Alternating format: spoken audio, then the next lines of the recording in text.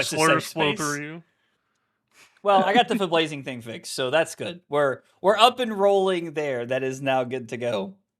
Oh, that's awesome. So yeah, why are Vincent players dead in the street? Just out of Oh, curiosity. I'm just waiting for the Marvel Vincent to be released in like the next gen pack or something. They're gonna do the prism treatment that they've done for dog Vincent, and it's gonna be there's no shot they do that for like a judge promo, but it would be awful if they did. Dude, could you imagine the Tekla Boston? Oh my, dude, people would be screaming. Oh, that'd be I want to be there for that. I do not want to imagine what the Tekla Boston would look like. I mean, that would people would be. We get a ping from the Tekla Boston Discord, and it's not just like the whole set leak this time. It'd be something else. It's not the fact that the whole set leaked this time. Oh. That's always the craziest thing, by the way. If you're not in the Tekla Discord, the Max Nitro and the Tekla Discord have all the leaks for some reason. It's just a why. I don't know. Every time there's been a leak set, I'll just go over to like the Max or the Tekla, and it's like, oh, here they are. Here's everything. They got to be excited about something in there. I mean, that's so based.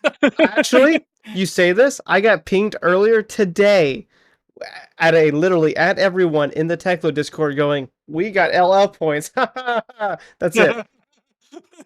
I was like, you pinged like 600 people to tell me that. So I think when you have to be excited over getting some LL points, I think we're just too far gone. Like we might just be cooked at that point. No, it's probably fine. No. So is Tuffnut still the only hero with zero LL points? Is that true? I'll tell you in a minute. I think so. Because I don't think Tuffnut won anything this weekend, right? It wasn't on the chart. Let me check. Sam could have just said no, but he hit him with the definitely not. We're not even 3 minutes into the episode and Tuffnut fans are screaming everywhere. Prove me wrong, Tuffnut players. Yes, it's the only one left. Lyeth won something and got 3 points. That's the next closest. Oh no, that was the Fatigue Lyeth deck that we talked about like 2 or 3 months ago, remember? Oh, I thought that got won a Battle semifinals at a Battle Hard or some shit. Yeah, no, that deck, the guy registers the same 80 and won an Artine, I believe. Oh, okay, that makes sense. The second part of the story, I knew that he did well at Battle Hard with that Fatigue deck. So, speaking of, the Living Legend leaderboard, there is a new hero on the Living Legend leaderboard, and I don't know if you guys noticed, but I gotta tell you, some people in my chat for tonight's stream were having anxiety attacks and fucking crashing out, and I'm just over here pour one out, boys, because Victor's fucking back, baby. Get that shit out of here. We don't like KO. We don't like claws. You can save KO for 3 rounds of Yokohama because LSS has given us the KO mirror at Yokohama. Okay. So, I just want someone to do a wellness check on Eugene. I want to make sure he's okay. Did you guys see his post on Twitter a week or 2 ago? Oh, not recently. Oh, they should be banning claws. That one, yeah. No. Somebody sent it to me and was like, "It's weird to see Eugene salty on Twitter." Oh, dude. So for whatever reason, Eugene was at my Richmond 5K this weekend. Yeah, he top 8'd, right? He top 8'd the 5K. Yeah. Why he was there? It was good to see him. But I did ask him. I was like, "All right, this might be the last event you get to register claws. Are you ready?" And he looked at me. He's like, "No." He's not ready. I guess that was the last event he registered claws at. Yes. Wow. That's crazy. Okay, so Eugene, somebody needs to wellness check Eugene, confirmed. Please, if you're watching this on Wednesday, somebody ping Eugene on Twitter. Or let me know in the comments, Eugene, if you watch this, if you're still alive. Just so we know, I can expect to see you in Memphis.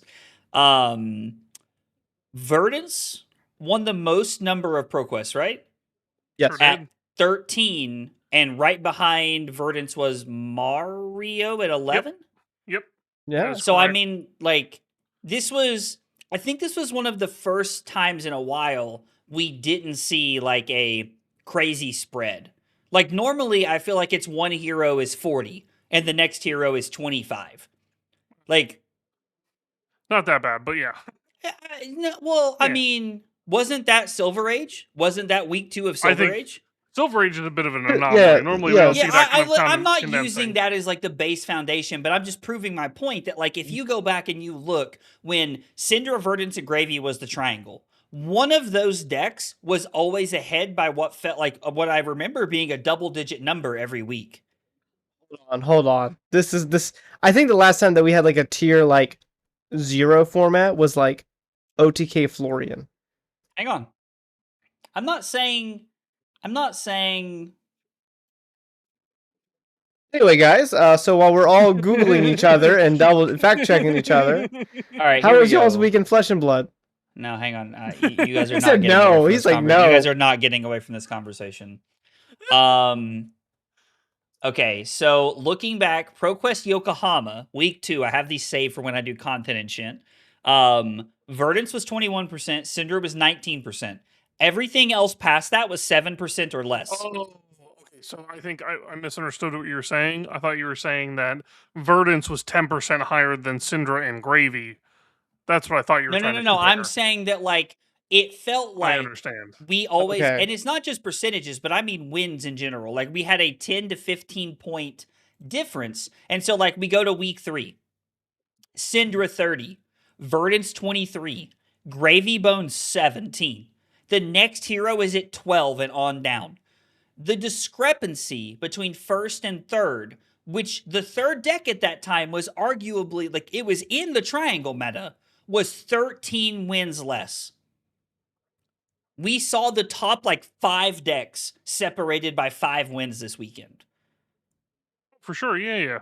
Like, I think that's a massive positive for the metagame. Yeah. Like, I don't know. Like, that, I think that's a massive W. I think we all agree. So I'm agree with for the sentiment. Negative spin. Oh, here we go. Nope. Here we go. Get him, I Sam. Get me. I agree with the sentiment on that. I want to play a deck that doesn't feel like poop half the time these days. Ooh, actually, that one does not exist. Sorry to tell you this one. Every deck is kind of poopy, and that's kind of why it's good. So what do you? Oddly, Taylor's probably right, but like, what deck do you feel like is bad that you want to play? Literally every deck. Want to play? None of them. Yeah. I don't want to play any of the bad decks. I mean, I feel like Mario's really good. Oscilio's a really good deck if you're willing to put in the time.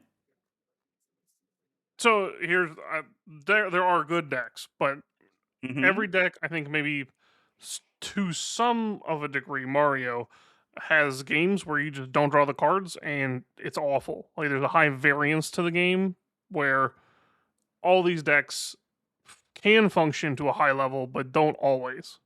And there's a level of consistency that I'm missing. So I'm going to sum up what you just said here. You're upset that you can't play Gravy Bones and draw 8 cards a turn? Like, just churn through your deck in, like, 5 turns of the game? Okay. That's what someone would say, sure. Yeah, I mean, it sounds like that's what you're saying, Sam. I'm not going to lie to you, man. Like... No, I just missed the power block of, I like MST heroes. I like these, decks that are powerful but also consistent. So, there are a lot of decks that kind of tick that box, and they've all either been banned or LL'd out. So, we're in this meta where there's a lot of slop rolling around. Like, we're going to talk about this more in a little bit, but Huntsman is a top deck in the meta now. God has forsaken us. If you want to talk about slop decks, let me tell you. I mean, don't get me wrong. Huntsman is definitely a slop deck of all time. Whether it's the 0 for 4s that take cards out of your deck or the 2 card 4s that take more cards out of your deck by blocking. Huntsman definitely falls into the slop category. So let me ask you this. Like, I think most people would argue that, like, Enigma, Zen, like, the MST, hero block was probably either too good or it fits into that category of, like, it was too good too consistently. Mario is a deck that I feel like has a very high ceiling for, like, all of the decks in the game right now, but it also has, like, a pretty low floor, depending on what you draw at times. Like, I think you can Room Blade hands yourself out of games sometimes. Yeah, like, it's definitely what I've noticed with the deck. So it's like, would you trade some of the ceiling? Would you trade a card like Tarantula Toxin in for a card that makes the deck more consistently playable every single turn? instantly. Really? I think. I mean, Like- I don't know. So, like, I understand, like, good cards good, and they're fun to resolve, but I would prefer my deck function at an expected level on all my games. That's all. Good cards good. I mean, Yeah. I'm sure there are assassin players listening to this conversation on Wednesday, and they're like, "What is wrong with him? You would get rid of Tarantula Toxin?" I mean, like, if the option was as you laid out, yeah. I mean, I would say the same thing about Gravy, where I'd be happy if they banned Chum and gave me back 3 yellow tipples.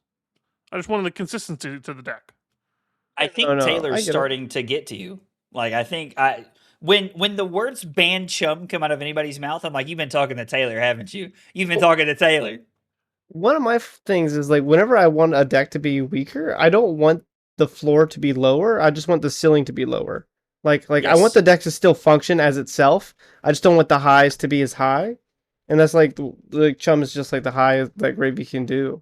Is like Conqueror Chum or something like that. It's just that insanely broken follow-up. It's like, so in theory, it's like, if I ever want to weaken a deck, I just want to weaken its power cards. Art of War, Chum, stuff like that. You know, the things that cause the high roll, not the cards that actually enable how good the deck actually is, like Tipple, stuff like that. No, I mean, I think a lot of people would agree with you. It's not about taking the legs out from under a deck. It's about making its ceiling like less of a ceiling, which, I mean, it makes a lot of sense. Makes a lot of sense. So, I don't want to get too off topic. How is everyone's week in Flesh and Blood? Let's talk about it. Yes. Welcome to Breakpoints, episode 34. Yeah, 34. Yeah, welcome to Breakpoints, episode 34. If you don't know us at this point, like, I'm Zach, I guess. This is Taylor. Above me is Taylor, I think is normally how it works out. And then Sam's like up here somewhere to my right. Yeah. I'm pretty sure is how it works out in the layout. So, that's too funny. Anyway, Sam, how was your week in Flesh and Blood? Roll us into it, dog.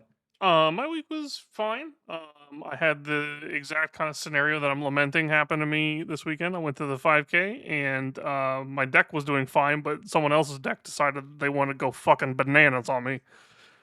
My round 1 Dio opponent hit like 5 boom grenades off the top, and I was like, that's not very nice.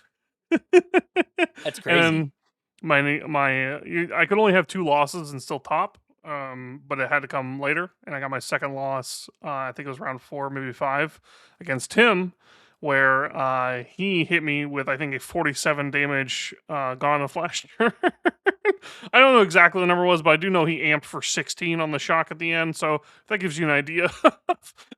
Jesus. It was his like second offensive turn of the game. It was brutal. What deck did you play? I was playing Mario, and okay. I was on pace to present lethal by my third attack, and I died before I got to keep a hand to do it. All right. Anyway, Taylor, how about you? I did literally nothing with Flesh and Blood this weekend. I actually got banned from ProQuest. Then my ride to SCG decided we're not going, so I didn't go. Oh, you actually didn't go? No. Didn't make it. Oh, I was convinced you were trolling and you were going to show up with Aaron. No, we didn't. No, I didn't show up. I literally just laid in bed and slept and hung out with my wife all day. She loved it. All right, that sounds great. Yeah, it was fantastic. I mean, like for a plan B is to hang out with my wife all day. I was like, this is a great weekend. Oh, I'm not saying that cards is like trumps my wife, by the way. Anyone that wants to take one out of context. You can tell us the truth. You heard it. You heard it. Please. That's not I'm begging you. Comments, roast Taylor alive. He hates his wife. You heard it here. No, she's pretty okay. Send this soundbite to Chelsea when it comes out. Don't worry. Oh God, clip that. Send it to her. Lauren, send it to her. Look at this. Can you believe this? Zach, how was your weekend in Flesh and Blood? My weekend was pretty similar to Taylor's. I'm going to tell you about my weekend, then I'm going to take you on a story. I'm going to take you on a journey with me through my weekend. Saturday. Oh, go ahead, Taylor. Never mind. No, just go. I was just going to try to do the ad read before we go 45 minutes deep into a conversation. No, it's nothing crazy. Actually, you know what? And we should. I might talk for 45 minutes. Sorry, the way you lined it up, I thought we were about to have, like, this is it. Oh, no. I mean, I'm just going to tell you guys a story about my friend named Filippo from this weekend. Oh my god, dude. Baby. Yeah. So, you know how Taylor says all the time my locals are shit? Filippo was my local for a good, 9 months. Are you serious? Yeah, not even shitting you. He's a foreign exchange student or not foreign exchange, he's a, God, that's the wrong word, but he was at the college that I work for, finishing his PhD. Oh, that's cool. Yeah. A student teacher or whatever?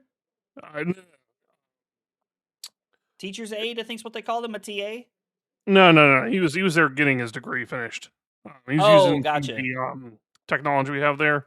Man is crazy smart. He was doing some astrophysicist stuff, so it was sick. Astrophysicist and a Victor player. I just love this man even more. It just keeps rolling. Anyway, if you're wondering how people are keeping track of such wonderful notes when they're at tournaments, the Breakpoints journal is for you. Buy me! I'm wonderful! This should be in the description down below. I think Taylor links it every episode. And then also, if you're wondering where you can get all this amazing data so that you have wonderful notes to take about whether you won or lost, you should check out fablazing.net. It's .com. It's just .com. It's .com/breakpoints. It's not the edit that out. Edit that out, and we'll just roll right into it. Check out fablazing.com. Did you say no while I was saying that? No. Okay, Taylor's not editing that out. Fablazing.com. I swear, I'm going to get it right one episode. Who knows? We might be in the 40s, but I will get it right. Pronounce it correctly. Facts. We'll leave this fucking podcast. This podcast will be 16 minutes unedited. It'll be a raw file just put on his fucking YouTube channel. Just a raw file just thrown up on YouTube. Yeah. Oh. So anyway, check out the Codex Journal. Check out Fablazing. All wonderful things to use to level up your Flesh and Blood game. My weekend was similar to Taylor's. I was originally thinking about going to Star City Games Richmond for the 5K. And honestly, I was waffling between decks. I wasn't sure what I wanted to play. I was feeling pretty down on Victor. And so I was like, you know what? I think I'm just going to not, go to the 5K. So I hung out with my wife all day. It was great. We played Arc Raiders for about 12 hours, I think, on Saturday. It was phenomenal. I left my house once all weekend, and it was to fill her car up with gas. Sunday rolls around. I was going to go to a ProQuest in Charlotte, and I managed to sleep through 3 alarms. Woke up an hour. Yeah. Literally woke up an hour and 15 minutes after I was supposed to leave and was like, well, shit, I think we're cooked. So went back to sleep. Carly wakes up in a panic at 11 o'clock, and she's like, why are you here? What are you doing? And I was like, I slept through my alarm. It's all good. But I got to hang out and play more Arc Raiders with Carly, which was great. But past that, I got to witness greatness. I got to have my spark reignited for playing Victor. Filippo Barbani, you are my fucking hero. I was so blown away at watching Filippo keep his composure during the semifinal game against Pablo, because it genuinely felt like if something could have went wrong for him, it did. And he just kept playing. He just kept churning, trying to find lines to take. And it came down to one card. One card was the difference in winning and losing that game. And I think he would have beat Dio in the finals, but, it's always easy to sit here and say that Dio is a very good player. They beat a Huntsman in the finals to win, so, clearly very good. But yeah, no, I mean, just, I went from being so doomed on Victor after I got back from calling Montreal, and I was like, I got to step away from this hero, I got to move away, to immediately, I've done nothing but play Victor. I have been working on Victor, moving cards around, testing things, trying things. I have been continuing to play Dio, actually. I played quite a bit of Dio on Sunday, just because I think I want to continue to learn the deck, even though it's going to LL in a week at this rate, for God's sakes. But I don't know. I'm back in on Victor. We're so freaking back. I mean, there is a calling this weekend in Brisbane. We were just talking about that. Maybe Sam Sutherland takes it another calling victory. Who knows? That would be crazy. Would that be the Just first time 3. 3 of the same ever? Like, is this the first time ever it could happen? Surely not. Starvo existed, right? Starvo actually didn't do as much as you think, like calling wise. It like won a few callings, but they were like sparse.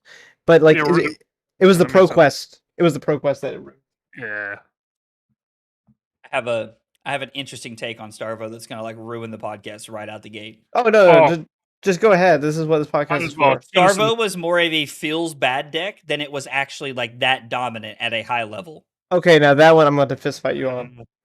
That I think it's both, but yeah, that's an egregious statement. I'm not saying the deck wasn't good. Yeah, I mean it is, and I'm not saying the deck wasn't good at a high level. I am saying that I think it felt bad to play against. More. Do you guys think that Chain would be good if he was legal? All right, so apparently this is unscripted. We're just derailing the podcast. Like no viewership after this. We have no opinions after this. That's fine. No, it's okay. I'm saying Starvo wasn't that good after all, and Sam's saying, "Do you think Shane would be good at DC?" I hate it here. Deep callback. How is Taylor the sane one in our podcast? What happened to us, Sam? You know, sometimes you have these thoughts. You gotta say them out loud just to hear, like, oh wait, that's really wrong. You know, you just gotta, you know, Facts. that's what we're here for. Very true. But yeah, no. On a serious note, like I'm very excited to watch coverage of calling. Is it Brisbane or Brisbane? How do you pronounce it? I believe it's Brisbane, but I'm not Australian, so. Did you just say bourbon, Taylor? He's got to like you have to say it like really quickly so no one knows what you're actually saying. So nobody knows. Like, Smart. So what do you say? It's like. So anyway, I'm gonna go with calling Brisbane right now because that's how Sam said it, and he's educated. He's smart. So, I mean, he did go to UVA, but you know he's smart, so we'll give him a pass. That was a very odd. All right, buddy. You want to compare the prestige of my college versus Tech's over here? We're not reigniting this. It has nothing to do with prestige. It has everything to do with the fact that my wife's a Virginia Tech Hokies fan and I sleep next to her. So you're just gonna have to get wrecked, Sam. Okay? Like I don't know what else to tell you, bro. It's all right. I have to slum it all the time. I understand. Zach, what are you doing Saturday night? Who's asking? Me. I have a ProQuest on Saturday. I can't remember if it's in Kentucky or in Hendersonville. Why? I was gonna see if you wanted to watch the calling since it'll be on at like 10 o'clock. I'm in. Okay. Do you have a Sunday doubleheader like me or not? Yeah, I've got 2 this weekend. This is my last 2, and since I slept through one, I'm hitting both of them. Tokyo Toy Box, the GOAT, dude. Amazing store, truly amazing. God, it's top tier store. I love that shop so much. Sam, I know that it's a little out of the way for you, but if you're ever in like the area and you have a chance to go to a Tokyo Toy Box ProQuest, you should. The guy who runs it, his name is Joe, I believe, is the gentleman that runs the store. It is excellent price support. It's in like a mall, like a very old mall. Like there's not a lot of stores there. We play out in like the hallway where the mall is, which sounds bad, but it's actually dope as shit. It's really cool. Hold on. Yeah, no, it sounds bad, but it's really cool. And then they have menus for the only restaurant in the mall, but it's a deli, and you place your order, and they will run them down and pick up the food for you and pay for it. Like the people at the store. I mean, like the atmosphere, the people, like the store. It is absolutely phenomenal. Like, if there was a ProQuest I would tell you to go to, it is the Tokyo Toy Box ProQuest. They're absolutely amazing. Plus, sounds like price support's really good. Hold on, I just put a picture. They had a funeral for Kano. I just put it. I saw that. I saw that. They had a special event or something at their armory. It was awesome. Yeah. I don't know. It was cute. I just wanted to mention that. That's pretty cute. Yeah. So yeah, I'm in Kentucky this weekend, and then I'm in Hendersonville for ProQuest. How about you, Sam? Where are your 2 at? I have one in Charlottesville on Sunday, and on Saturday one in Richmond. So same kind of thing I did this past weekend. Hopefully we bag one and get a nice little invite to Vegas. That would be nice. I'd like to see all of us in Vegas. Oh, big news that we should probably talk about. We had a team Breakpoints had a pretty good showing this past weekend. In Richmond. Yeah, Taylor getting excited over there. It's really funny because he's lagging on my end, and I know he's not going to be when the video comes out. So Taylor's tongue was like out for like 3 seconds right there, like while he was doing that. But our boy Brendan won the actual 5K on Saturday, playing Mario, if I remember correctly. And then our boy Kevin won the 1K on Sunday playing Prism, right? Undefeated. Dude, it's absolutely awesome. Never a doubt. It was really fun because Taylor, when somebody wins a big event, Taylor changes the team server picture to the picture of you winning. Well, Brendan's picture was there for about 16 hours before it had to be removed. And I thought we were going to be Team Brendan for like 2 weeks, like easily. Thinking closer to like a couple of months, but I like the way you think. Just trying to be nice, dude. Okay, whoa, get whoa, out of whoa, here. Whoa, whoa, All right, we're gonna go hard in Memphis. Don't even get on us, Oh my god! You gotta put that forward into the universe, boss. Okay. So I think this should be fun for us to like come back and like reference for people watching at home. How many? Like a lot of us are going to Memphis. I think like 6 or 8 of us are going to Memphis, right? There's quite a few of us. I don't even know if I'm going to 11. Memphis. Yeah. So if Taylor comes, there will be 11. Otherwise, there will be 10 of us. Okay, cool. So there's a lot of us. If there is 11 of us, let's say there's 11. Let's make it 10 just to make it easy. How many of us are in the top 32? Team Breakpoints. Look at Taylor's face. It was like Sam did this in Montreal, and it was like, I was like, he's like, how many do you think day 2? I was like, I don't know, 2 or 3. He's like, I'm thinking like 4. I was like, no. Montreal's a bloodbath. We literally killed each other out of like 3 or 4 times actually. Yeah, it's quite impressive. It was pretty rough for such a small amount of us there. It was kind of crazy. And if we didn't team kill, Wesley Dong took out the rest of us, if I remember correctly. Oh, like, yes. Wesley Dong gave us the fucking dong, dude. It was just... That's so good, Sam. Oh, I love that guy. Top 32. If we have 11 players, knowing everyone's deck choices as of right now, we're in deep shit.4. Sam? Oh my god. So I'm gonna say that I don't know. I've got a good feeling about Memphis. I'm gonna say 5 of us make day 2, and I'm gonna say 2 of us top 32, and then I think we have 1 in top 16. We have 3 in top 8. What are you talking about? All right, now that's what I'm talking about. Now we're talking.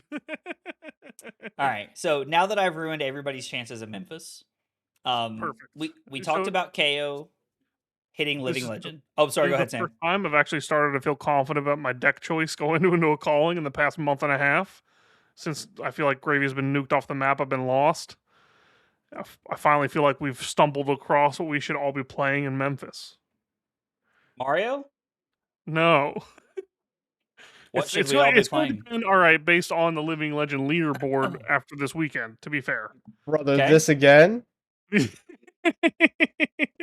going to depend entirely on if this Verdance is out of the picture or not.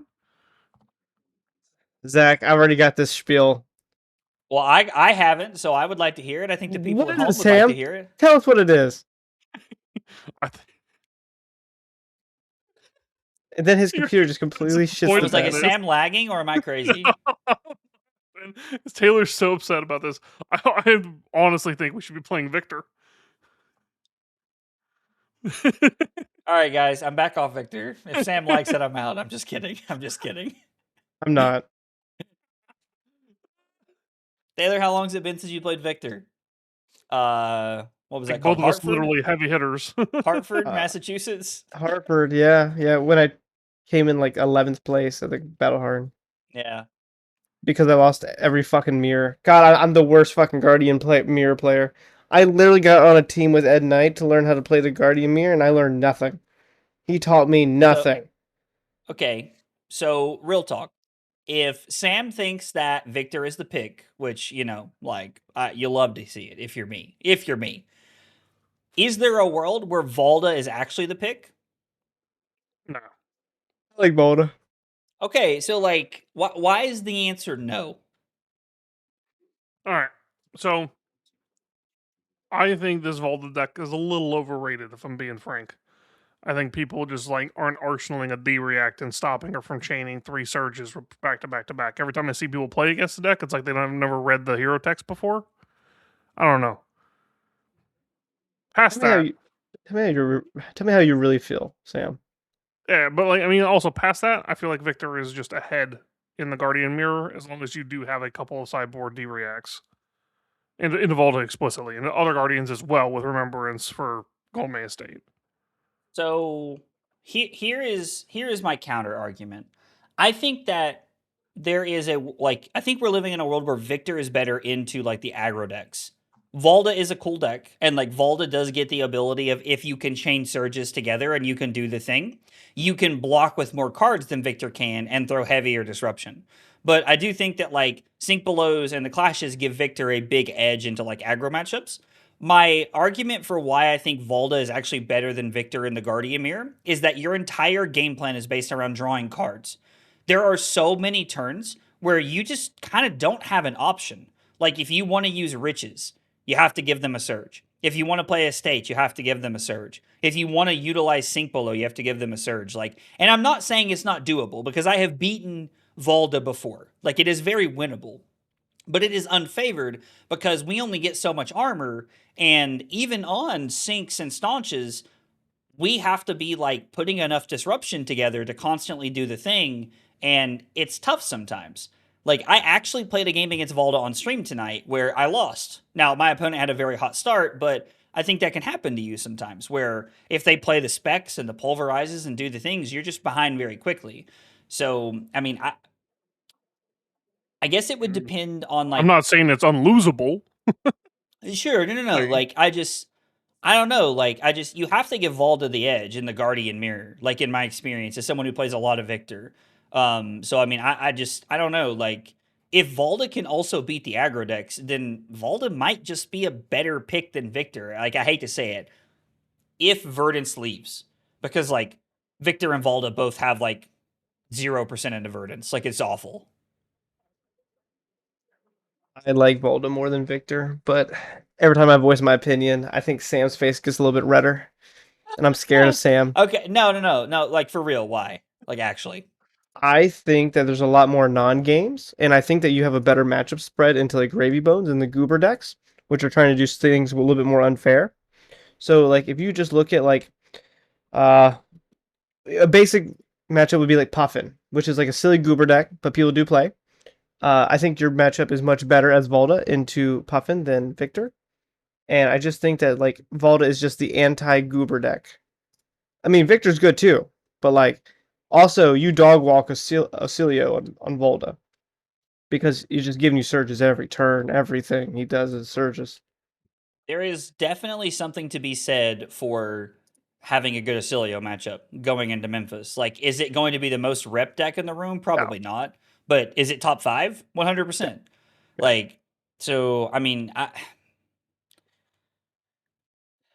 don't know. I think there's a real world where like Valda is a good pick. And like guys, you're talking to like the Victor guy. I love Victor more than anything, but like I just Valda seemed like this is the first time I've really considered Valda for a tournament. The biggest downside I think between the two, in my opinion, is I think like there's like a 5% difference in Valda versus Victor into Mario. I think Victor is a little bit better into Mario because of Test of Iron Grips, just an insane card, and so is Test of Strength. And I also think that you're gonna be like, oh, I think RKO is actually a really hard matchup for Valda, but really easy for Victor, which I know isn't relevant at all. But like that's the deck I play a lot, so it's like always on my mind. But like, I think it fits into that section where you said Goober decks, right? Yeah, like, and I'm sure there are people who are going to be offended that we're calling RKO a Goober deck, but he's definitely a Goober deck. I think it is right now in the meta. Yeah, but no, I just like. I mean, they're both very good, and it's like honestly, you could take either, and they're both great picks depending on what your gym role is. You know, like if I get paired into Oscilio, man, I wish I was on Valda. Or you get paired into like let's say, I don't even want to say Mario because it's only like a 5%er, but like you get paired into something like an RKO or a Huntsman. You're like, oh, I wish I was on Victor. It's just gym roulette, which one you actually bring. I think is going to matter more than anything else. Oh, that makes a lot of sense. Yeah. Huntsman's a big part of the meta, then I think you probably would be way happier to be playing Victor. I don't know. I mean, I will say this, and I do think that it's gonna make some Huntsman players mad, but like as Victor, like you have to get lucky to beat me more Oh, often for than sure. not. Like Oh, that is 100%. like a very favored Victor matchup. Yeah. No, I agree with that one. That matchup seems like Pablo banished the remembrance for the whole visit the gold main estate loop He that got them y'all on do. turn 1. Yeah. He And he got a still golden lost. sun. He got a golden sun off a coercive tendency. He got a Macho Grande off of something off the top. He hit a gold main estate off of something else. Like there was only 2 gold main estates ever cast during the game. Like I mean, Pablo rolled hot on banishes. Yeah. Like 100%. And he still almost lost, which is the big deal. Okay. I mean, yeah, no, for sure. Yeah. So talking about the same meta but transitioning topics is like, do we think Verdance goes this weekend? It's real close. It's right? crazy close. Exactly. So if she gets the exact same amount of wins, she will pull a Briar and be at like 997. So she needs 14 wins or more, basically? Yes. Which like is entirely doable, especially, those KO wins have to go somewhere. So True. probably gets eaten up mostly by the decks that are considered to be the hot top of the meta. So I would not be surprised if like Verdance and Mario eat a couple more of those wins. Okay. No, I agree. I'm just excited to play this meta. I think this meta looks really fun. Agreed. I'm very Except for excited for this new meta. when I 03 scrub out, I'll be like, oh, well, it was fun at least. I guess I'll This continue meta to play. sucks. It's so open. Oh my god. You might be catching me jumping off the top of Redneck Mecca when we're in there, if that happens. What is Redneck Mecca? Are you just saying words? Shop? What is it? The Bass Pro Shop in Memphis. That's a giant pyramid. Oh, no. Is this a real thing? Yes.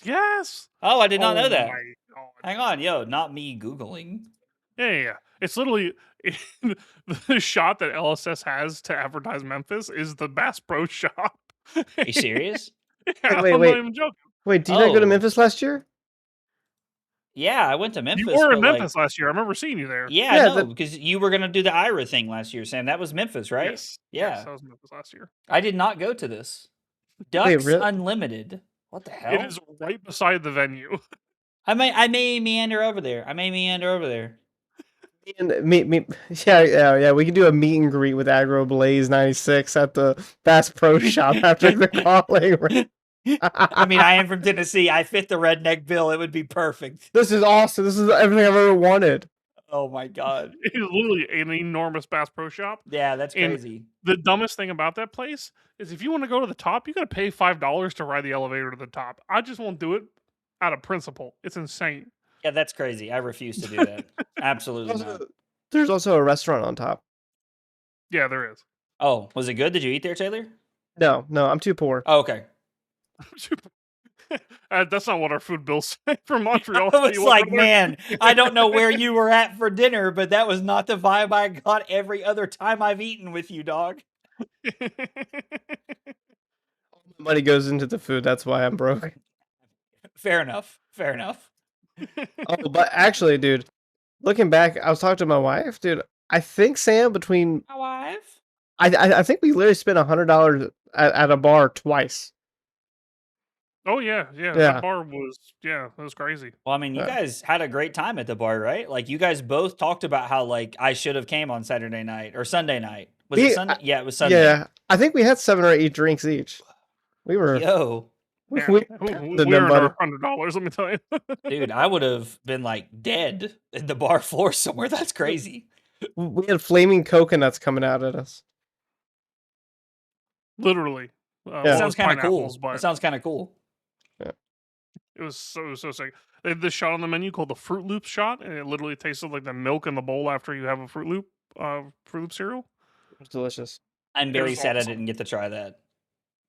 If I had not like had to work the next day, I would have been there. But like having to work the next day, like kind of pushed that over the edge for me, Yeah, I feel unfortunately. you. Oh, look at me! I'm an adult. Look at me! Oh, Bro, we just don't get a lot of PTO at work, so like I just had to work. it's okay. If I come to Memphis, it's because I accidentally went to the airport at like 7 o'clock on a Friday. I was like, can I go to Memphis? Yo, my flight to Memphis leaves from Tri-Cities at 7 o'clock. Also, Sam's cat just going crazy in the background. Yeah, No, I I'm love watching- it so He's got much. the I love zoomies. it. I love that we're all talking. I'm watching Sam's cat in the background. Yeah, my flight leaves from Memphis, or leaves from Tri-Cities, which is like our local airport, at like 7 or 7:15, and Is then my this- flight from Charlotte's like at 9 o'clock. I don't get into Memphis until like 11:45. Wait, hold on. Are we on the same? Hold on. Is that the only? Oh, dude, we might be on the same flight again to Memphis. We probably are. Hang on, let me get my app. I mean, I haven't bought my ticket yet, so I can make it happen. Okay, I was well, about to say. I haven't done anything, There's dude. no- what? All right, weirdo. I'll just say that like to Um, get me excited. 10:55 to 11:51. Charlotte to Memphis. Yeah, my flights are like super late. That sounds awesome. Anyway, You guys are on a different plane from me. I swear to God, I hear that and I'm like, that's the worst thing I could possibly book. I mean, it saves me PTO, right? Like, and that's the big Yeah, I deal. Is feel like you. we're spending like I'm spending 6 days of PTO in Japan. We're going to an all-inclusive for a week. I have to have it minimum a week for Vegas. Like, I Don't mean, get me wrong. I totally understand why you're doing it. It just, it doesn't make anybody happy to do I it. am getting sick of doing the whole turn and burn thing and then like teaching class on Monday morning. That is really sucks. Here's my thing. I love it. That's like my sick, that's my sick guilty You're pleasure. wild. I have Dude. to admit that's some fucked up guilty pleasure, Dude, bro. Like, Dude, like the Kansas City trip last year, where like me and Aaron landed at like 10 o'clock in Kansas, played Saturday, and then left on Sunday at like 5:30, and then got back at like 9. Dude, that was a sick. Like I was like, that was fun. my flight coming back on Sunday leaves from Memphis at 7 o'clock, and I get home at 11:55 or 11:45 or something like that, like into Tri-Cities on Sunday night. Yeah, I enjoy that. That's my issue. Is like, cause like I go to work the next day, I'm a little tired, but I'm like, oh, I had a better weekend than everybody here. I promise. Oh, what'd you do this weekend? Oh, I was in Kansas City. I was like, yeah. No PTO. I was just raw dog in Kansas City this weekend. I was raw dog in Kansas City this weekend. Yeah, it's like, Oh my oh, god. He's out here in the redneck mecca, raw dogging it, and like in that was it Worlds? I had to I remember this is true. I think Sam can remember this. I was rooming with Sam and I had to wake up Friday morning and I had to call my boss and be like, I'm sick today.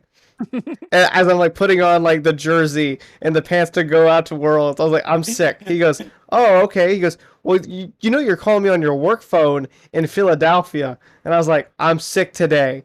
Click. Wow. And I was like, That's crazy. what are they gonna do? Call me out on it? Bring it.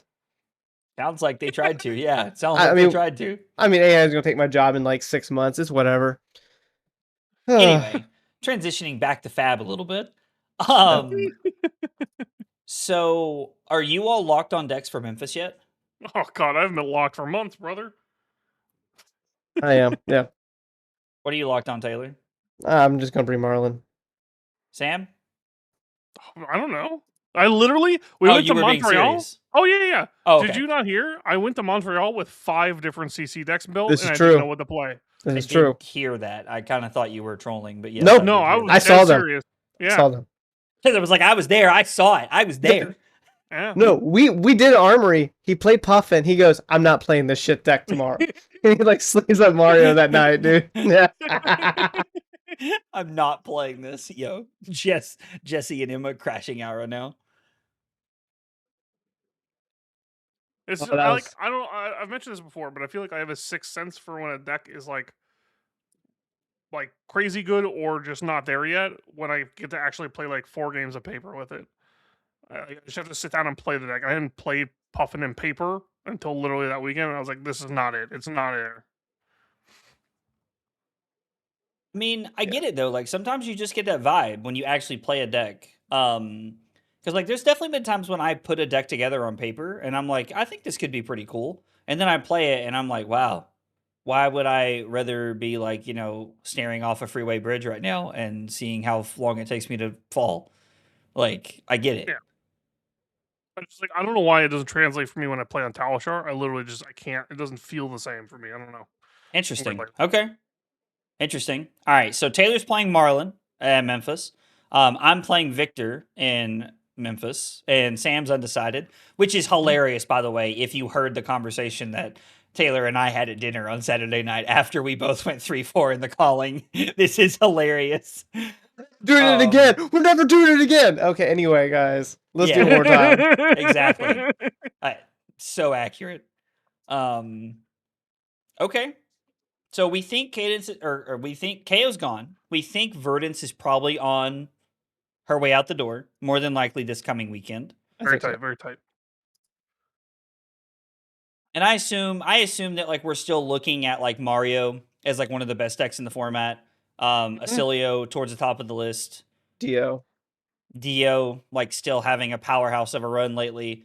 Back-to-back calling wins is crazy. Sam Sutherland about to make it 3, it sounds like.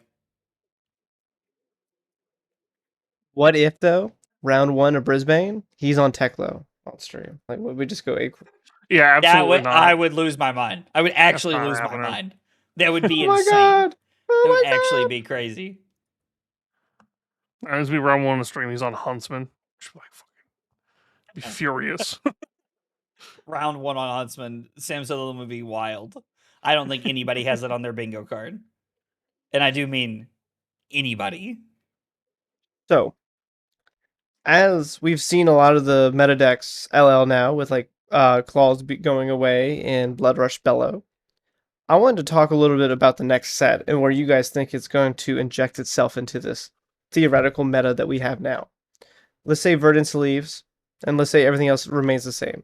Do you think that the next 3 heroes are going to come out of the gate swinging? Like, from what we know, Aurora, Oscilio, and Zyggy, do you think that these decks are going to be primed to win, U.S. Nationals or like the national season? Or do you think these are just going to fit perfectly in the B, A tier where, you have 3 to 5% of the people playing it? What are y'all's opinion on it? I think we're going to have the classic summer set of Fab thing, and it's going to be fucking broken. One of these heroes is going to be like juiced to hell, and the other 2 are going to be like cooked, to be honest. But there's going to be one that's just like insane. Oscilio is going to break the game. I can feel it. I mean, I definitely have this like feeling that this is like, I think Sam's right. Like, and maybe I'm going too far with this, but I think this has like MST written all over it is like how I just feel about this set. Like I'm just feeling very, very strong things looking at this. Like, Zyggy, arcane damage, like it's just nonsense. Like what were we doing with that? So I think that's a real thing. If there is like even a remotely decent amount of ways to like make the lightning flow tokens for Aurora, I think that Aurora has a very powerful chance to not only be powerful but like to be good. Like I don't think that Aurora is going to be like giga broken right out the gate or anything, but I think she'll be good.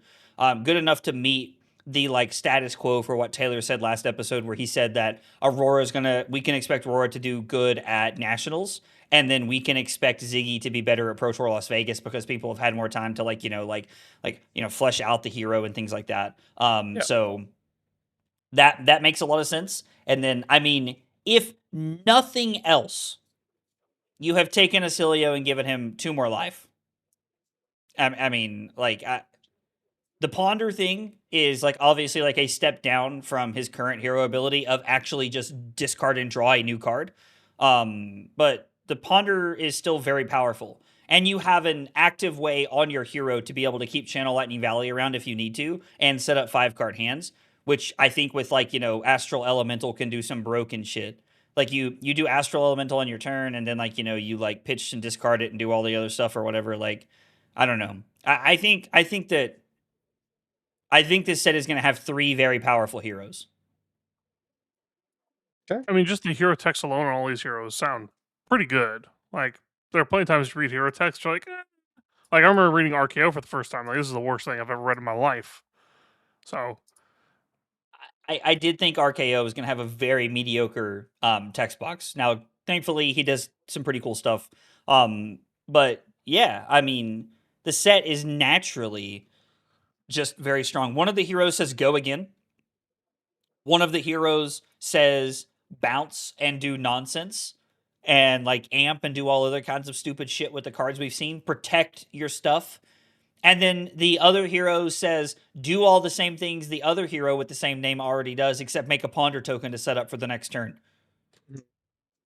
I mean, I think we're I don't know. I'm trying hard to have faith in LSS and that we're not just like looking down the barrel of MST2 with lightning here, but I think there's some really broken shit happening in this set. the aesthetics look sick. I think that it's just like on the surface, it's got a lot of things that people will really like for just like gameplay wise. The lightning card pool is very fun, very fast, very thematic. I really feel like there's going to be some really broken shit between the illusionist card pool and the lightning card pool at some point. Like there's got to be so many different broken things you can do. Like how many cards do we think are actually going to get banned? 2, 1 sip, and 1 card from a deck. Flash of Brilliance is my best guess, and then either Somersault or Blast to Oblivion. That's my guess. I think 2 cards getting banned is actually a very reasonable thing. You know, we talked about Rosetta not really being future proofed last episode, and I think that even after sitting with Taylor's words, that still sits with me pretty strongly. Like I still think that's pretty accurate. So living in a world where like Blast gets banned makes a lot of sense. Blast does a lot of dumb things, especially with Zyggy. So I mean, yeah, you don't have to twist my arm very hard with that. Yeah. Like, It's going to be over here interesting. like thinking on the illusionist card pool, like with Blast to Oblivion, like maybe Restless Coalescence is actually kind of nuts in that deck. It's just like Okay. another way to have like instance that you can bounce back and forth with it. You are cooking. Yeah. I've been thinking a Yeah. lot about this deck. I mean, I'm just thinking. it makes spectral shields if it has counters and stuff like that, right? Like, Okay, here's my big issue with Blast, and this is like the only card that like I'm like, in Zyggy, is that I can play a channel, we can get the channel flow. I can activate Zyggy, channel becomes a new aura, it loses the aura, I can pitch to it. It now has a halo on it, right? I can play Blast, I can play an instant, bounce channel back to my hand, play it again as a new one with no halo, then I can put a halo on it, so I can essentially get like, I think was that like 6 turns of channel? Because you play 1, 2, then you bounce it back, it gets it back. So you play it again. Yeah, so it'd be 6. You can get 6 turns with 1 channel. Now there's 3 in your deck. Okay, that's it. I mean, we already see cards that say instant discard me, do arcane damage onto the opponent. So like the odds of you being able to draw multiple times off of CLV already is pretty high, I think. You're going to be asking a lot of decks to bring in Arcane Barrier against an Illusionist that's also going to throw like huge attacks, it seems like. I think the new mechanic is very interesting, but it's not proof for the old cards, because if you're forcing people to bring in like AB2 against an Illusionist, maybe even more, and they start throwing like a Metamorph at you, you don't have a popper, like this is some crazy overrate damage for an aggro deck that does arcane damage. So Taylor has us keeping CLV around for 6 turns, which like seems actually like a very simple, very reasonable thing to be able to accomplish. It doesn't even hard. You're drawing 6 extra cards, 1 every turn, and like that's also not including that if you're not able to draw a card on your opponent's turn or do something like that if you want to as well. So you're drawing 6 extra cards over the course of 6 turns while doing arcane. You're room blading your split physical and arcane damage while keeping CLV around for 6 turns. The card pool is going to have to be absolute dog water for this hero to be bad. That's what dude, honestly, 5 5 good majestics and two good like rare cycles and 3 good common cycles, and this hero is just like stomping everybody, and It's is just not Zen 2.0. Like yeah. I don't Now- know. Like it's Yeah. just like way ahead. We have no idea what's coming in the set. So like maybe Sure.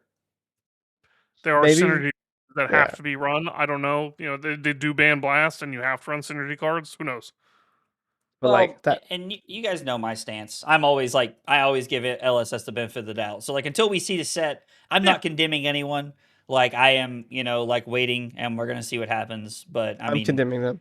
I know you are, buddy. I know you are. That's the Taylor special. I know, buddy. But like it does. This is why seem- James didn't want to interview with us. Checks out. Checks out. No, Okay, that one- I don't yeah. want to interview with the super angry guy and the weirdo that wears a red headband every time he plays cards. No, I don't want to interview them. Thank you. Hey, I'm okay. I'll take it. It's just Sam and James for that episode. You know Just what? laughing at each other. I would have taken the L. I would have taken the L to be able to make that happen. It would have been worth it to me.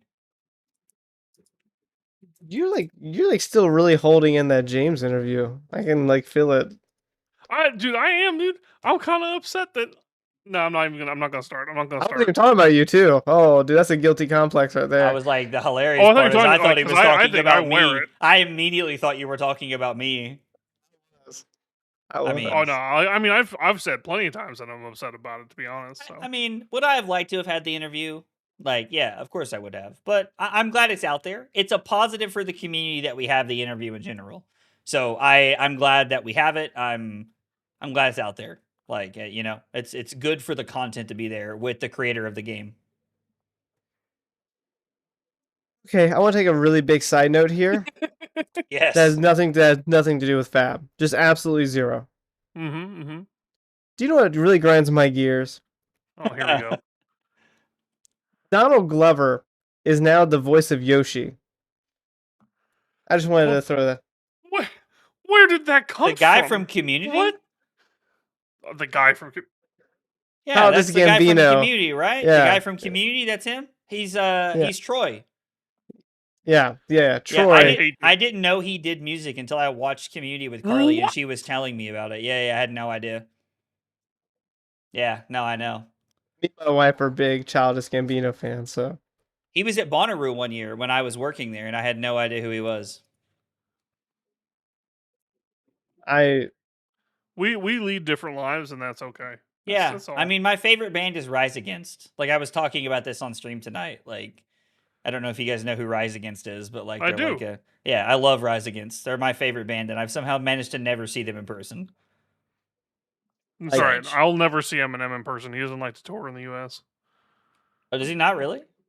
He literally doesn't do tours. He just like randomly shows up places or at festivals, and I hate festivals. So Okay, so anyway, Troy from Troy and Abed in the Morning is the new voice of Yoshi. yeah, I just want to throw that out there. They just announced it. They're just like, anyway, guys, Yoshi is voiced by Childish Gambino. And you're like, okay. I just want to. I can't decide if that's a banger or not. I don't know. I was just gonna let you guys sit on it because like somebody's gonna be listening to this in their car or something on their way to work, and they're gonna be like, "This is gonna be the first time they've heard this information," so they get to like live through this with y'all. It's like, is that good? I don't know. I mean, he's gonna fucking make just animal noises, and it'll be fine. I'm sure. Checks out. I told my wife that, and she just like hits me with the Yoshi, and that's it. I was like, "Thank you, Chelsea." Just like that was Perfect it. contribution, honestly. What a Yeah. legendary No notes. response, No bro. notes. Legendary response. Okay. It'd be way better if she just went like, "Woohoo," just like completely gets the wrong one. That would Like have been that, though. great. Oh, I did hear that noise about 500,000 times from Emma this weekend. what noise? Face. Oh God, yeah, never. Yeah, he like we would play Dio, and I would crank an item off the top when he was trying to teach me like Dio, and he would literally like not even playing, he would go woohoo! Like I could hear him in the side events because I would hear that noise like down the road. Like I could hear Emma doing that on my left, and I could hear Sam laughing on my right, and I was like, "Yes, the team is near. I'm getting closer." And I love Flesh and Blood. Flesh and Blood. Speaking of actual Flesh and Blood topics, I think we had a few interesting, a couple of interesting things to talk about tonight, didn't we? We had a couple let's see. So we had a full on thinker here, actually, pulling back to last week's episode. Is this from Dave? Yes. Yeah, Dave go ahead. Pyro. Yeah, so this is a little bit of a lengthier one, so bear with us and a little bit of background context for what we were talking about last week. The Nats in the U.S. still, as of today, does not have the listing for who all is qualified for U.S. Nationals. It's been grinding Taylor's gears because he didn't top 4 any Nats, but he top 8'd 3 of them. So it's possible that he still gets his invite. Kill me. So Dave goes, I've got some serious talking points after last week's episode. 1. Nationals, the UK qualifiers, the UK players qualified mid-February. However, a hero, Liam Canning, got all the results from all of the RTNs in the UK. He collated into a spreadsheet, and there's a live document that people can view to see if you qualified via EXP for Nats. And it was not easy for them to do that. They had to actually reach out to every single tournament organizer and get their top 8s and put it into a result spreadsheet for everyone to see. Wow. Why can't LSS has got to have that data? It's also got to be really easy for them to collate, I would think. They probably already do it naturally to get their numbers on what's top 8ing based on heroes and the names are going to be associated. It seems kind of crazy that they can't just have your info if you can go to Nats or not already. I booked my flights a month ago, and they're gonna now we're going to war, so the prices are gonna go up like crazy. You know what this feels like? This feels a lot like whenever you do taxes as an adult, and you don't know how much money you owe the government, but the government knows exactly how much you owe them, but they won't tell you. You just have to kind of figure it out. Is it this much? It's no. It's well, you can just tell me. It's no, I'm good. Okay, no, thanks. yes. Yeah. All right, second point from Dave. He's got another one here. We talked about how they re-released Oscilio already last week, and they still haven't given us a sniff at the Ice Heroes. So, the point that Dave makes is that Oscilio was designed with books in mind, but then kind of forced them to ban all cards that draw 2 all in one fell swoop, and give them kind of context maybe as to why they would have expected him to LL already, which I think, to be entirely honest, is I don't think that probably factors in at all with how far back that was. It's been over a year since Rosetta came out, and that we know that they're switching around sets because they said that Monarch 3 was going to be the very first set of the year, and it's looking like it's going to be the big old set 20 bonanza from what the little whispers that have been coming through. With how it's going to be this, big cataclysmic event. Seems very lined up for the Demon Horde and all the CNC reprint art and the trailer for Omens / the theming for Omens. Seems very pushed towards that direction. What do you guys think? I don't know. I mean, I said last week that I thought they were expecting Oscilio to LL, is why they're giving us second Oscilio. They thought Oscilio and Aurora were going to be on their way out the door, and so they were giving us second sets of these heroes. I 100% agree with Dave. I think Dave is almost saying exactly what I said last week. Dave goes into more context with they banned the books and they were testing Oscilio with the books, which I do think they were. I 100% believe that they were testing that set with Art of War and with the books and stuff like that. For sure. And so I agree. They were expecting Oscilio to be LL'd already, and now we're in a world where other things were too powerful. They had to adjust, and now we have 2 Oscilios. It seems kind of interesting that they would go ahead with this A set and B hero design when he's so far away and has been very obviously far away for a long time. Do you think that maybe a reason we have Wobble today is because they wanted to push Oscilio even further, get him out of the game so that the new Oscilio can come in? No, I think that's a future card. I don't even think it's actually for Oscilio. It just is playable in Oscilio. To be honest, it does feel like it's a Blaze card at the end of the day, but yeah. No, I agree. Wobble fits future design better than it does Oscilio right now. It just works in the hero. Fair enough. All right. The very last one they want to talk about. Explanations for expansion slots as like one ofs versus many ofs, like we brought up last week. One, lack of development time. Heroes can be problematic in testing because they can't test nearly as much as we can. As soon as it hits the public, it gets kind of crazy. I think that's fair. That's a reasonable way to look at it. What do you guys think? No matter the amount of time that you have testing a hero, as soon as you give it to the public in 1 week, they will like triple, quadruple, times 10 the amount of testing that you could, internally do, so that they find flaws and they, find things way quicker than you ever could, which is something that's just like development. I think in like League of Legends, there's like the 200-year hero, which is like they like internally tested it and they're like, oh, we have 200 years playing this, and they put it out and like 10 minutes later, it's just broke to hell. And it's just how anything like this is developed. Any card game, any video game, or anything like that. Once you give it to thousands of people, there's no telling what they can find that you could never have seen. Especially our population that's kind of drilled in on finding the most broken thing as possible, and they've got like people who kind of devote their lives to figuring that out at this point. So Yeah. I think that clocks in.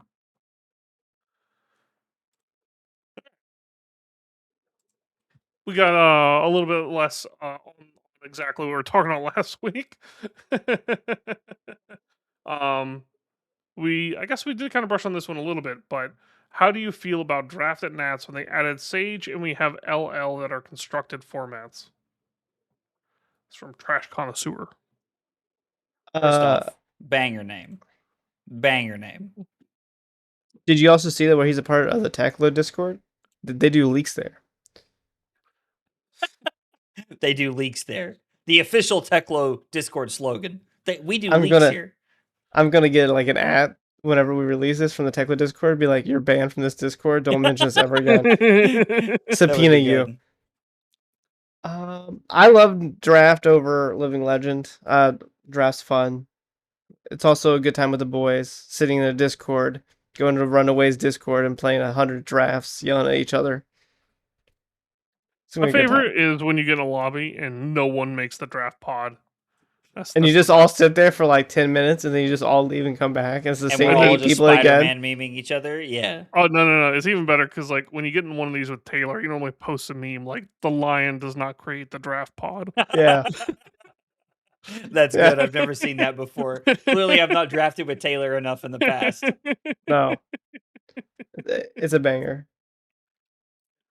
So, don't get me wrong. I love that we have more constructed formats. But I am a firm believer that like draft is like the best format in the game. I love draft. I love draft in Magic. I love draft in Flesh and Blood. I've said this before, and again, like I have opinions that you guys disagree with all the time, but like draft is the single most skill expressive format in the game. Like I love draft. I love playing draft. It just, you have to not only be able to read what your opponent is doing at the table when you are playing the game, but you have to understand what they are doing when they are drafting cards down from you and read signals. So like I think draft is the single most skill expressive format that we have in any card game. But I also understand why they take a break. Like I think the CC Sage event probably should have been Vegas, like Taylor mentioned. Like I the more I think about that, the more that really sits with me. But I'm really glad we're going back to draft for nationals. I'm very excited to get in the Runaways Discord and draft, and just learn about the format and stuff like that. So I'm very glad we're going back to draft. I think I like to even harp on a little bit harder what you're getting at is I think the biggest reason that people don't like draft is because they don't take the time to actually learn it and get good at it. Yep. I think honestly when I started Fab, I was one of those people that this shit sucks. Why would I ever do this? I can't just draft the good cards. You have to make like a functional deck from scratch in the context of the pod. And if you don't do like 100 reps of that, you're going to get it wrong way more often than you get it right. And it's going to feel bad. And you're going to be like, this is just variance or this sucks or whatever. But Yeah, I think I'm right there with you. Once you actually sit down, you learn a set, get good at it, it translates so much better. And it helps a lot when they make like banger ones like High Seas. High Seas was sick. I think Hunted maybe was one of the ones that was like less good. I think it was still like pretty good format. It's just a little bit too top heavy on the reaction death when you're only at 20 life and it's a bunch of aggro decks beating the piss out of each other for the most part. So like that's an example where maybe they like missed a little bit, but I still don't think the draft itself was bad. A lot of the times it was pretty good still. Hunted was a good draft format, but it was very volatile, and I think that made it like kind of tough for people. Like draft has its own issues within like anything, just because like like certain things are like, oh, like my opponent to my left or the person drafting to my left doesn't read signals the way that I send signals, and so like then you end up with 4 senders in a pod, and like the whole pod's like dies to like the one of Arachne or the one of Fang or something like that. But I mean, yeah, like the Hunted was honestly one of their worst draft sets over the last like year or something like that. But I think that's just because all the other draft sets were so good. Like, I mean, like High Seas, no notes. Like no notes was absolutely incredible. Oh, one note, no scurv. Come on now. You gotta live a little. It was kind of an awful mechanic. Yeah. Oh, also, in regards to we're talking about like the one Arachne pod. Yeah. My U.S. Nationals pod had 0 Syndra. It was 4 Fang, 4 Arachne.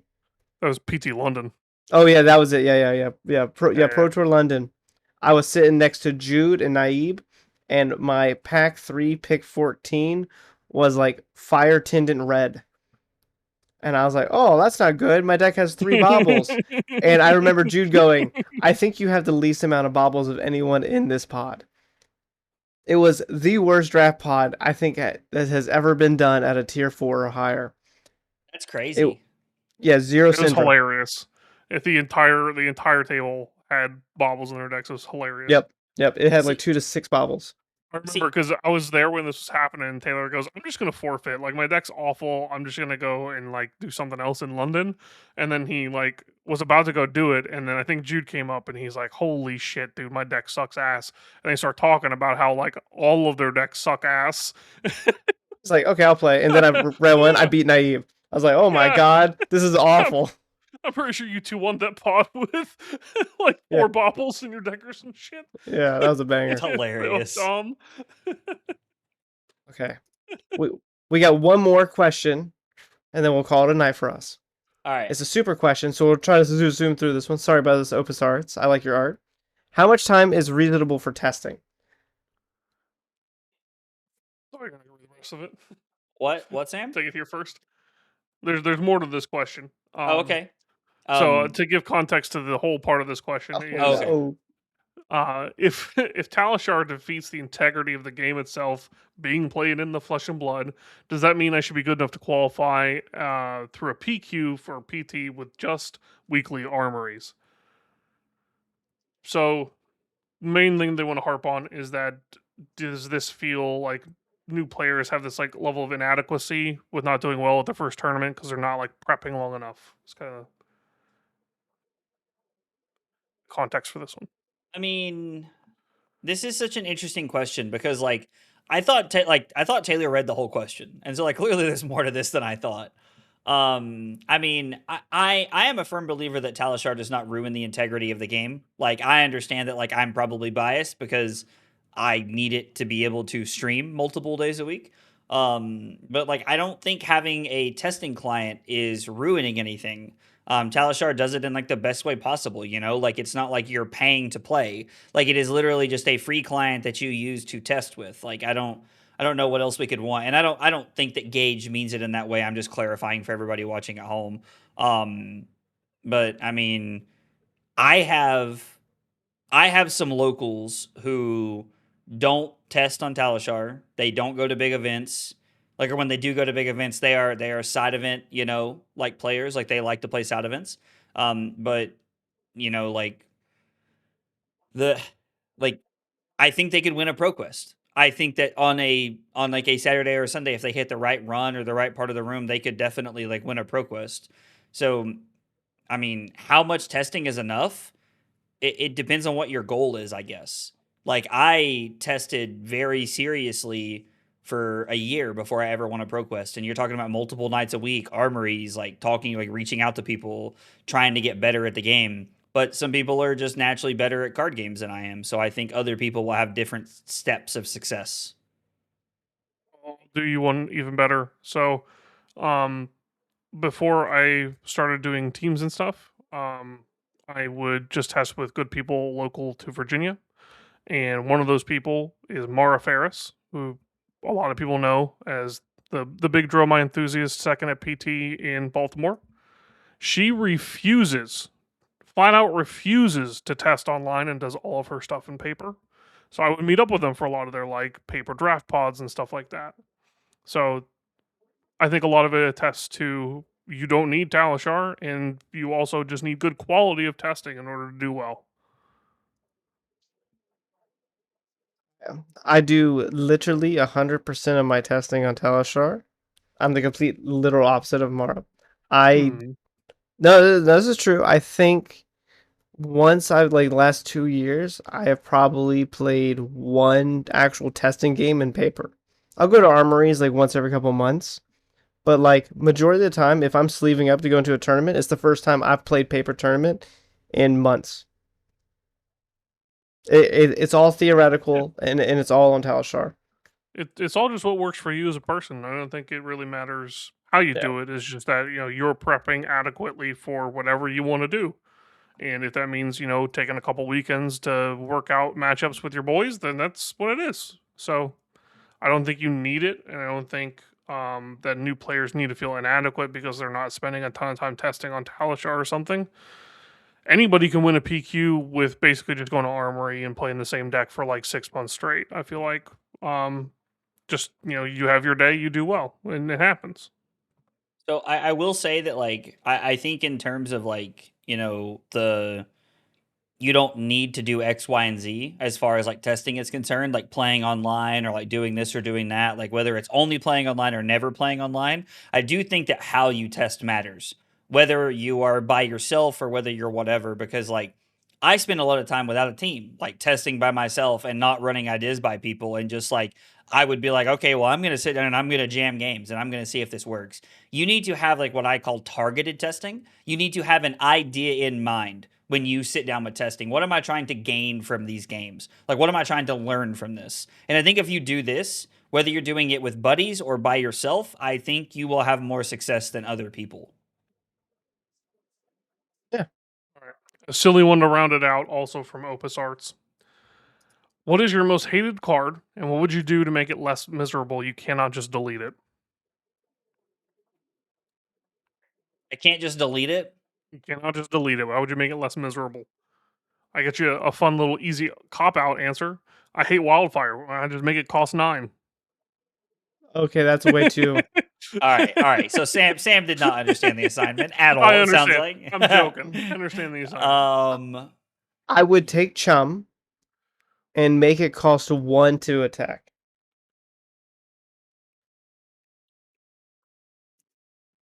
That'd be pretty shit. All right. But that's nearly the same as my Wildfire to 9, to be entirely honest. No. I added one resource to attack. Extra card. It's one less card than I was adding to it. Okay. It now has the defense of like 3. You can have one or the other. Take it or leave it. Yeah, that's not it either. I think the adding one resource to attack is a fine, acceptable answer. And you're over here adding 7 resources. I actually think Taylor's is a pretty valid response. Like, the point of it is to make it worse. Sam, like, that's the whole point. You're thinking of this like a gravy player. You're not thinking of someone who's been scorned by Chum over and over I refute this entirely because they say you can't just delete it. The whole reason that you can't play a lot of these allies is because they don't fit the cost curve. They're like basically unplayable because of the cost curve. If Chum costs 1 to attack, you would still play it because of its broken ass ability. 100%. Like, Sam, you're coping too hard, dog. You would 100% play Chum if it costs 1 more swing because its ability is so strong and just like completely neuters everybody. I'll just make it cost make your strongest card off cost curve by 1 resource and make it a little awkward to play. Oh my god. My chum is absolutely a fucking 0 for 25 now. It's I have to pitch my fucking blue to swing for 4. Oh my god. Shut up. Taylor's actually just come up with such a fair thing to do. Like, no, the crash out afterwards was peak, but I'm